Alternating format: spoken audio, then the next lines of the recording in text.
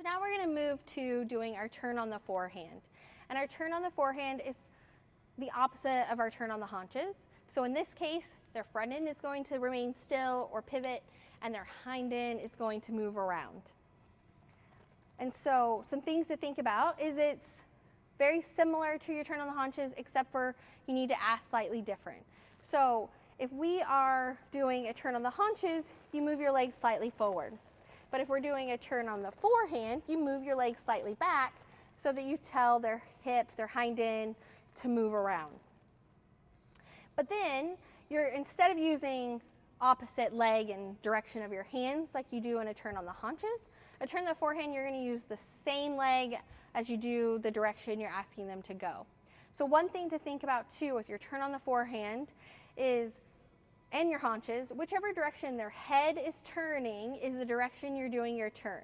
So if we're doing a turn on the forehand to the left, it seems a little backwards when you actually go to do it because their hips for a turn on the forehand are moving the opposite direction that you're wanting to go. So I'll explain that. So we're doing our turn on the forehand to the left. His head comes to the left, but his hips are moving to the right. And so that's why it can be confusing because you're actually telling their body to go right and their head to stay going left. So to ask for a turn on the forehand, it's very similar, except for leg comes back to tell the hind end to move instead of telling the front end to move. And then you want to take, and in this case, you do want to apply a little bit more pressure with your inside hand than your outside hand. You do still use both hands because if you only use one hand, again, they're going to just want to walk a circle.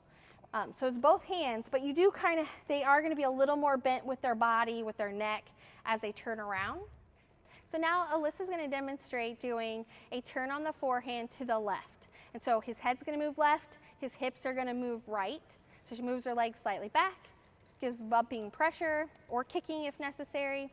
And you can see she is going to have him a little more bent in his body for the turn on the forehand. So a couple things to think about when you're doing your turn on the forehand. So similar to a turn on the haunches. You want to start off slow and doing just a couple steps at a time. If you have a Western horse and you're mainly doing turn on the haunches, they may be a little bit like, what are you doing? Why are we doing this? Whereas if you have a hunt seat horse, you should really make sure that they're proficient and capable of doing both a turn on the forehand and a turn on the haunches, because both of those could potentially be asked for. I would say a turn on the forehand more often in English than it would be in Western. But some things to think about is the same. So if your horse starts to switch and wants to start moving on their hind end, you want to stop and then reassess. Maybe you need to shorten your reins, maybe you need to pull a little less with left rein or right rein, and then you can correct some of those. But I will say, once a horse starts turning not well, and this goes for both your turn on the haunches and your turn on the forehand, they're not usually going to be able to fix it or correct it in the middle of the turn.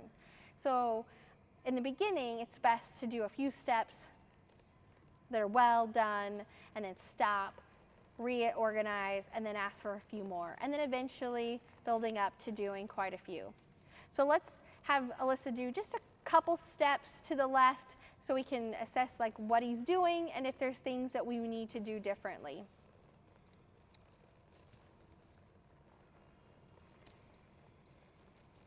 Very good. So you can see when she slows things down and takes her time, he did a really nice turn on the forehand. He moved his hips around and he stayed stationary with his front end. So let's demonstrate then doing just like a half a turn or so, or 90-degree turn to the right this time. So right leg slightly back. We're going to use a little more right rein and our left rein, asking him to move around. Very good. And so he did really good in the very beginning. And at the very end of that turn, you saw him take a step back. And so if that happened, if she had to do more than this 180 turn, she would probably need to make sure that she doesn't pull quite so hard so that she can get him to step back forward. Or she needs to use a little both legs for just a split second there to get him to step forward. Because again, a turn on the forehand, turn on the haunches, they are considered forward motion, so they should not be taking steps backwards. Ideally, you want them to be taking steps forward and around. So their hind end is kind of what's pushing them forward and around, and then their other front leg, one's pivoting and the other one is moving around that. I hope that through this video you maybe learned some new techniques, or you got a good basis for starting on teaching your horse to do a turn on the haunches, turn on the forehand, a pivot, which a pivot and a turn on the haunches are the same thing. It's just another term. But then also a lot of times we think of pivots or spins as being fast and doing multiple.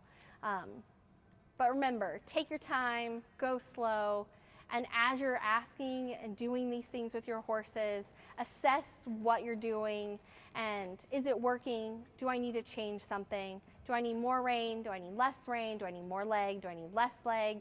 Because every horse is slightly different on how much they're going to need in order to get the same response. So take your time and practice and start out slow.